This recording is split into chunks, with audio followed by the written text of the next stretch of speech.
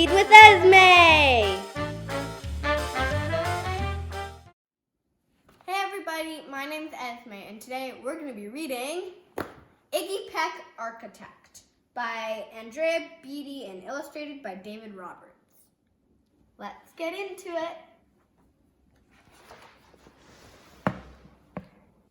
Young Iggy Peck is an architect and has been since he was 2, when he built a great tower in only an hour with nothing but diapers and glue.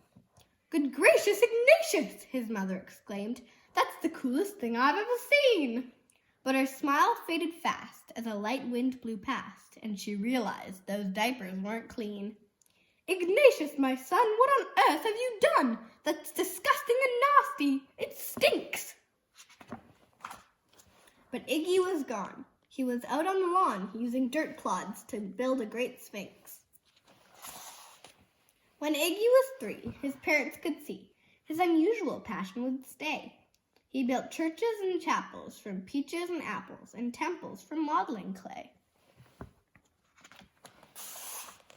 At dinner one night, to his father's delight, Iggy got a bright gleam in his eye, and out on the porch built the St. Louis Arch from pancakes and coconut pie. Dear Ig had it made until 2nd grade, when his teacher was Miss Lila Greer. On the very first day, she had this to say: "We do not talk of buildings in here. Gothic or Romanesque, I couldn't care less about buildings, ancient or new." She said in her lecture about architecture that it had no place in grade 2. That might seem severe, but she was sincere, for when she was no more than 7, she'd had a great fright at a dizzying height in a building so tall it scraped heaven. On an architect's tour of the 95th floor, young Lila got lost from the group. She was found 2 days later in a stuck elevator eating cheese with a French circus troupe. After that day, it's quite safe to say, she thought all building lovers were nuts. As a teacher, she taught that, above all, one ought to avoid them. No ifs, ands, or buts. As you might guess, it would cause Iggy stress to hear such terrible talk.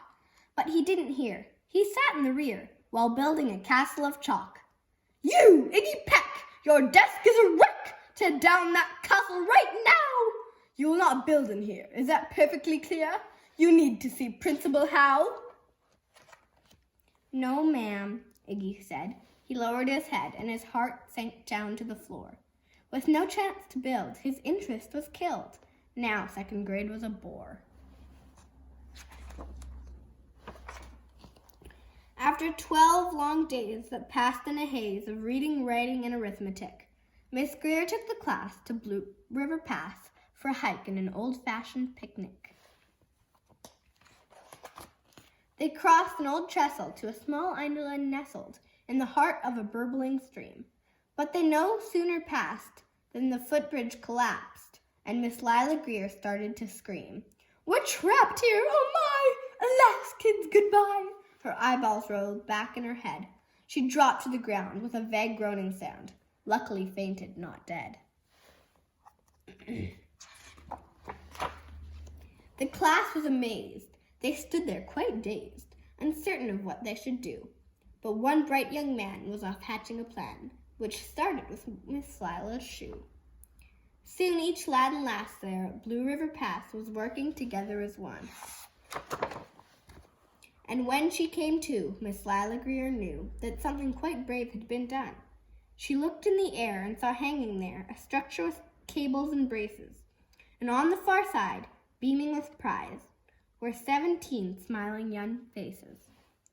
Boots, tree roots, and strings, fruit roll-ups and things, some of which one should not mention, were stretched ridge to ridge in a glorious bridge, dangling from shoestring suspension.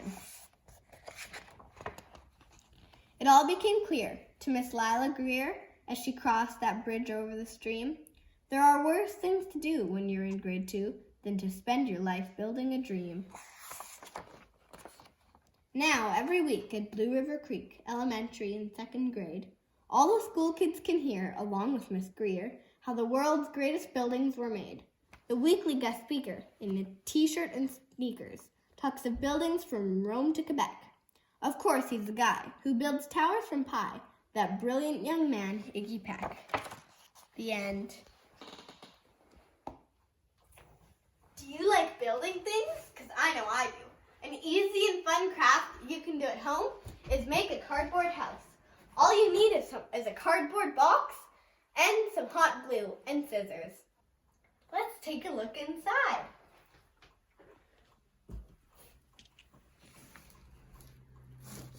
You can fill it with lots of comfortable blankets and draw everywhere.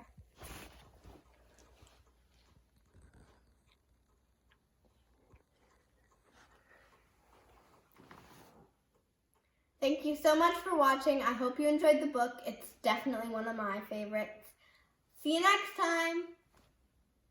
Thank you so much for being... Esme is